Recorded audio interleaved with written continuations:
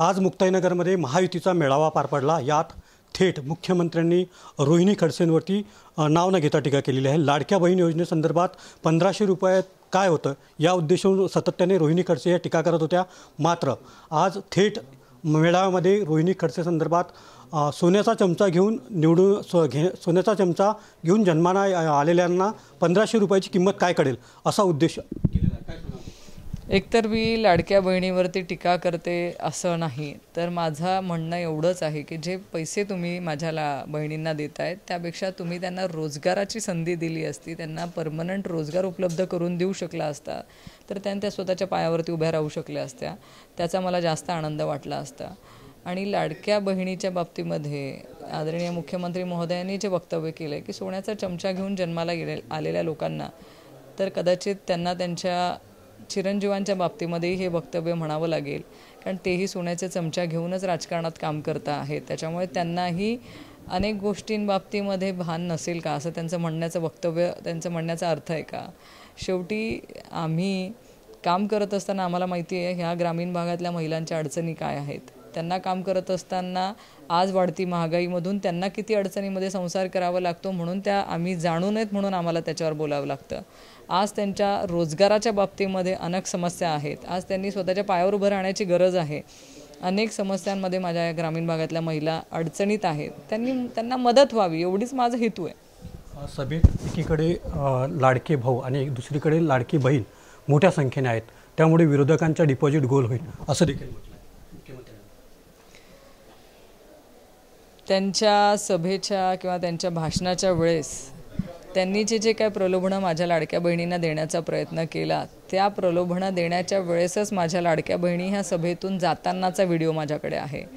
त्याच्यामुळे त्या माझ्या लाडक्या बहिणी देखील त्यांना किती सिरियसली घेत आहेत हे त्याचं उत्तम उदाहरण आहे की त्यांचे वक्तव्य चालू असताना माझ्या लाडक्या बहिणी या सभेतून निघून जात आहेत। त्याच्यामुळे त्यांनाच त्यांच्यावर विश्वास नाही आहे। माझ्या लाडक्या बहिणी या माझ्या पाठीशी आहेत, कारण सरकार जे म्हणतं आहे की लाडक्या बहिणी, तर ह्या मतदारसंघामध्ये मी लाडकी बहीण आहेच, माझ्या भावांची पण आणि माझ्या बहिणींची पण, आणि ते माझ्या पाठीशी उभं राहतील मला विश्वास आहे।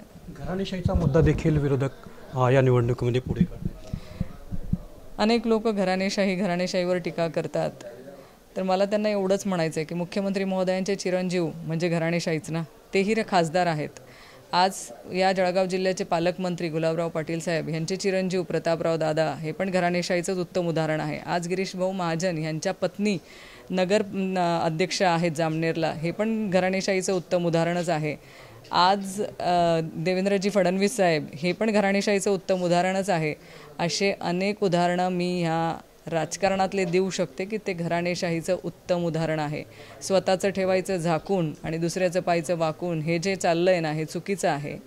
तुम्ही पहिले स्वतःच्या घरामध्ये बघा, तुम्ही पहिले स्वतःच्या घरातला घराणेशाही बघा। आज या मतदारसंघामध्ये ज्या लोकप्रतिनिधींनी मागच्या 2019च्या निवडणुकीमध्ये वक्तव्य केले होते की माझ्या घरातलं कोणीही राजकारणात येणार नाही, आज त्यांची मुलगी ही राजकारणात काम करते आहे। एका महिला लोकप्रतिनिधीचं पद काढून त्यांनी स्वतःच्या मुलीला दिलं आहे आणि ते नंतर वक्तव्य करतात की घराणेशाही, तुमच्याही घराण्यात घराणेशाही चालूच केली आहे की तुम्ही तुमच्या मुलीला राजकारणात आणून तुम्ही घराणेशाहीचं उत्तम उदाहरण देत आहात। त्याच्यामुळे तुम्हाला तरी घराणेशाहीवर बोलायचा अधिकार नाही। मुक्ताईनगरातून मुख्यमंत्र्यांनी थेट आमदारांची उमेदवारी एक प्रकारे जाहीर केल्याचं म्हटलं आहे, विजय करण्याचं आवाहन केलेलं आहे। कुठल्या चिन्हावर, कुठल्या पक्षावरून? कुठेही चिन्ह किंवा पक्ष कुठला असेल हे जाहीर केलेलं नाही। त्याच्यामुळे संभ्रम आहे, त्यांच्या प्रत्येकामध्ये विश्वास दिसत नाही आहे की कुठल्या चिन्हावर आपण लढणार आहोत, त्यामुळे त्याला फार महत्त्व मी देत नाही। लोकसभेत एक मुद्दा चर्चेला जात होता मतदारसंघामध्ये नणद विरुद्ध भावजई असा देखील पुन्हा आता महायुतीचा उमेदवार चंद्रकांत पाटील राहतील, त्यामुळे कसं पुन्हा एकदा राहील का नणद भावजई प्रतिष्ठापणाला? मी माझ्या पक्षाची विचारधारा घेऊन काम करते, त्याच्यामुळे समोर कोण आहे हा मी विचार करत नाही। तर मला इथे मतदारसंघामध्ये माझ्या लोकांसाठी काय काम करायचं आहे ह्या कामाच्या भरवशावरती मी निवडणूक लढवणार आहे आणि माझ्या लोकांसाठी मला काम करायची इच्छा आहे। समोर कोणी ना कोणी कुठला ना कुठला उमेदवार असणारच आहे. शेवटी लोकशाहीमध्ये निवडणूक म्हटली तर समोर विरोधक असणारच आहेत.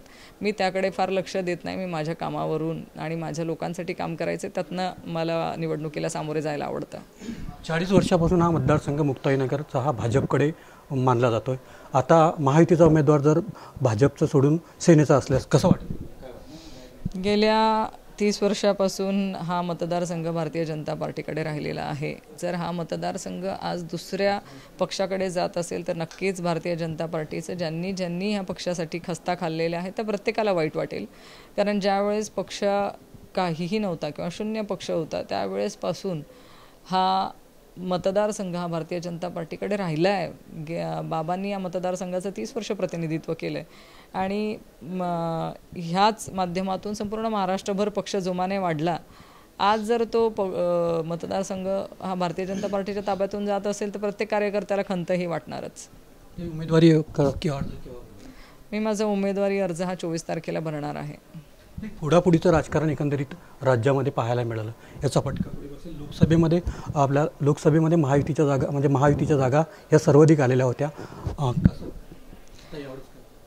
आज अनेक मुद्दे लोकांमध्ये आम्हाला ऐकायला मिळतात. लोकांमध्ये आज प्रचंड रोष आहे, नाराजगी आहे सरकारच्या विरोधामध्ये. आज जे फोडाफोडीचं राजकारण या लोकांनी केलं आहे त्या बाबतीतही नाराजगी आहे. आज शेतकरी बांधवांच्या शेतीमालाला भाव नाही आहे. आज पाऊस अतिवृष्टी होते आहे पण कुठेही ओला दुष्काळ जाहीर करण्यात आलेला नाही, त्यांना कुठलीही नुकसान भरपाई देण्यात आलेली नाही. आज महिला भगिनींवरच्या अत्याचाराच्या घटना मोठ्या प्रमाणामध्ये महाराष्ट्रात बघायला मिळत आहेत. आज तरुणांमध्ये बेरोजगारीचं प्रमाण हे मोठ्या प्रमाणात वाढलेलं आहे. बेरोजगारी आहे म्हणून ती लोक व्यसनाधीनतेकडे वाढत चाललेली आहे. आज अनेक समस्या ह्या महाराष्ट्रामध्ये बघायला मिळत आहेत. आज एकीकडे लाडक्या बहिणी म्हटल्या जातात किंवा मराठी भाषेला अभिजात भाषेचा दर्जा देण्याचा प्रयत्न होतोय, पण दुसरीकडे 14,000 शाळा बंद करण्याचं करंट काम सरकार करतं आहे. म्हणजे एकीकडे तुम्ही मराठी भाषेचा सन्मान करण्याच्या गोष्टी करतात आणि त्याच ठिकाणी तुम्ही मराठी शिकवणाऱ्या मराठी शाळा ह्या ग्रामीण भागातल्या बंद करतायत. हे दुर्दैव म्हणावं लागेल आणि याचा प्रचंड रोष लोकांमध्ये आहे. कोण कोण येणार? आदरणीय सुप्रियाताई सुळे ह्या फॉर्म भरायला येतील. इतर नेत्यांचे कन्फर्मेशन येणे बाकी अजून. पण प्रदेश अध्यक्षात राष्ट्रवादीच्या आणि काँग्रेस महाविकास आघाडीमध्ये एक विषय पुढे येतोय, नाना पटोलेंचा. या ठिकाणी थोरात पुढे येत आहे. आदरणीय थोरात साहेब हे देखील काँग्रेस पक्षाचे ज्येष्ठ नेते आहेत. जर ते समन्वय घडवण्यासाठी पुढे येत असतील तर त्यात काही गैर आहे असं मला वाटत नाही. काय विश्वास वाटतो या निवडणुकीत? आम्हाला संपूर्णपणे विश्वास आहे की महाराष्ट्रातली जनता ही महाविकास आघाडीच्या पाठीशी खंबीरपणे उभी राहील आणि येत्या काळामध्ये महाविकास आघाडीचंच सरकार येईल हा आम्हाला विश्वास आहे. कोणता मुद्दा घेऊन पुढे? आज अनेक मुद्दे मी आधी सांगितलं तसंच आहे की बेरोजगारीचा मुद्दा आहे, महिला अत्याचाराच्या घटना आहे, शेतकरी बांधवांच्या शेतीमालाला भाव नाही आहे, शेतकरी आत्महत्या मोठ्या प्रमाणामध्ये वाढलेल्या आहेत. आज शाळा बंद करण्यासारख्या करंटे काम सरकारच्या माध्यमातून होतं आहे. आज मोठ्या प्रमाणामध्ये भ्रष्टाचार आपल्याला बघायला मिळतो आहे की जिथे मोदी साहेब म्हणायचे की भ्रष्टाचार मुक्त सरकार देण्याचा प्रयत्न होईल, पण आज प्रत्येक ठिकाणी प्रत्येक रस्त्यांपर्यंत गटारींपर्यंत भ्रष्टाचार आपल्याला बघायला मिळतो. एवढ्या तळागाळापर्यंत भ्रष्टाचार वाढला आहे. हे अनेक मुद्दे घेऊन आम्ही प्रचारामध्ये जाणार आहोत. आधी आपण भाजपकडून उमेदवारी लढवली होती, आता राष्ट्रवादी. मी राष्ट्रवादी काँग्रेस पक्षाचं काम गेल्या 4 वर्ष झाले करते आहे आणि मी अनेकदाही हे स्पष्ट केलं आहे की मला राष्ट्रवादी काँग्रेस पक्षाची विचारधारा आदरणीय पवारसाहेबांच्या नेतृत्वात काम करण्याची संधी जी मला मिळाली आहे त्याचा मला आनंद आहे आणि त्या माध्यमातून मी ही निवडणूक लढवते आहे. गेल्या 2019च्या निवडणुकीमध्ये जे काय घडलं ते माझ्या मतदारसंघातल्या प्रत्येक व्यक्तीला माहिती आहे की उमेदवारी दिली गेली, त्याच्यानंतर उमेदवारी देऊन मला पाडण्यात आलं. हा सगळा प्रकार सगळ्या नेत्यांनाही माहिती आहे आणि जनतेलाही माहिती आहे. त्यामुळे आज मी राष्ट्रवादी काँग्रेस पक्षाकडून उमेदवारी करते आणि तिथूनच लढते. ते आमदार चंद्रकांत पाटलांनी असं देखील म्हटलंय, आधी तुम्ही किती पक्ष बदलले हे पहा. मला असं वाटतं की त्यांचं सेल्फ कॉन्फिडन्स ढासळलेला मला जाणवला, कारण त्यांना स्वतःच्या जे आत्तापर्यंत त्यांचं स्वतःची वाटचाल राजकीय वाटचाल राहिलेली आहे त्याचंही त्यांना भान राहिलेलं दिसत नाही आहे. कारण पहिल्या दिवशीपासून ते कुठल्या पक्षाचं काम करतात, नंतर कुठल्या पक्षाचा पाठिंबा घेऊन निवडून येतात, नंतर कुठल्या नेत्यांकडे गेले, त्यांचं म्हणजे उद्धव ठाकरे साहेबांना सोडलं, पवार साहेबांना सोडलं, शिंदे साहेबांकडे गेले, आता शिंदे साहेबांकडे सोडल्यानंतर पण असं वाटतंय की अजून आता भारतीय जनता पार्टीकडून उमेदवारी मिळते का शिंदे गटाकडून उमेदवारी मिळते, ह्याच्यातही संभ्रम आहे. आणि कुठूनही उमेदवारी मिळाली तर लढायची तयारीच, असंच त्यांचं कुठेतरी आज वातावरण दिसतंय.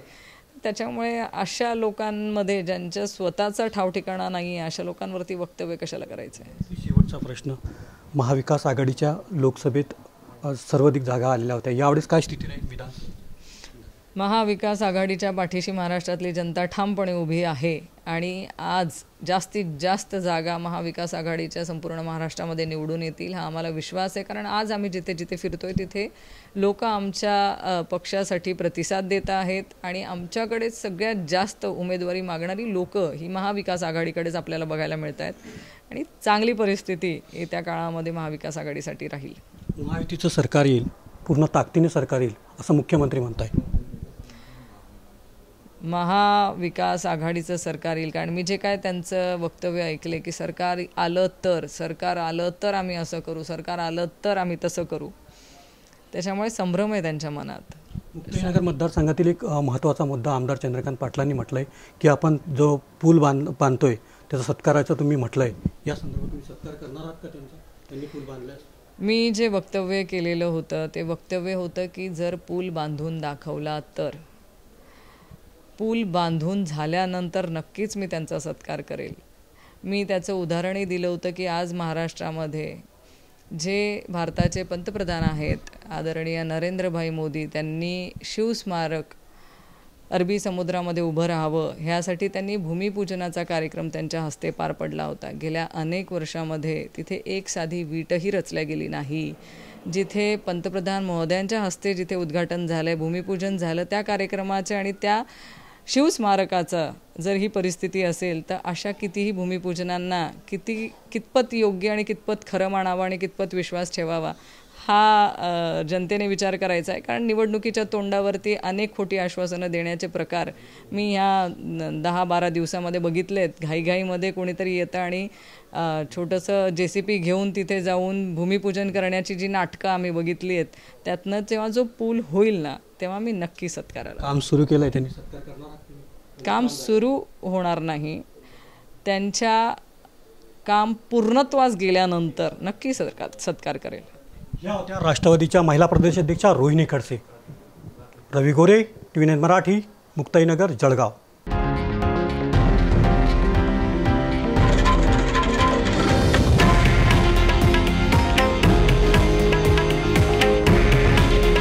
हे आहे देशातील नंबर 1 न्यूज नेटवर्क आणि आपण पाहत आहात TV9 मराठी. काळजी तुमची, हित महाराष्ट्राचं.